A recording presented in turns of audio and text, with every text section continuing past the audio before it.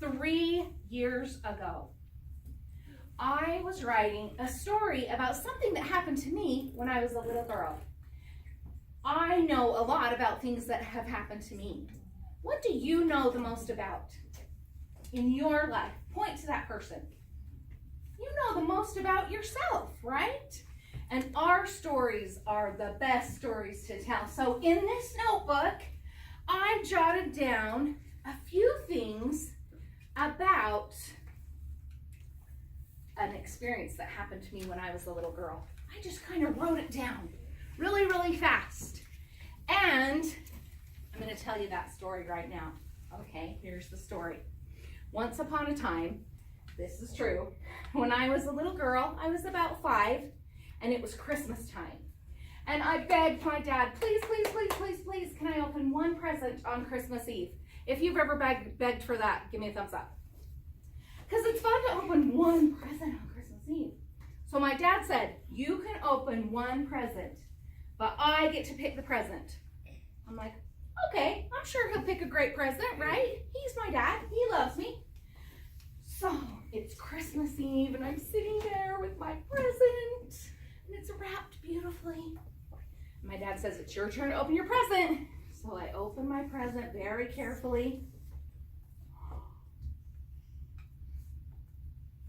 It was underwear! My present was underwear. And I was just a little girl and I looked at my underwear and I looked at this present. And I'm like, I almost started to cry. I didn't want underwear.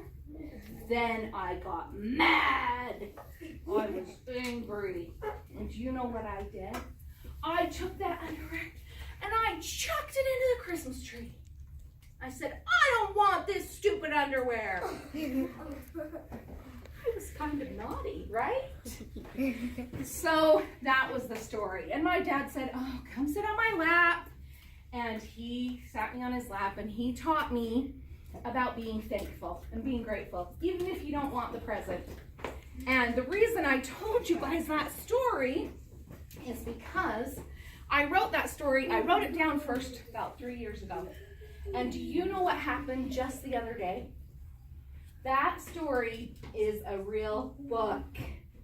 You can buy it on Amazon or Barnes & Noble. You can buy it. It's a real book now. And that has been really exciting for me because I wrote that story down because I wanted to remember it. And now it's a real book. So everybody can read it and everybody can hear my story. Sometimes the things we write down in our notebooks could actually become like a real book or a real published poem or a real piece of artwork. It can become a lot of really cool things.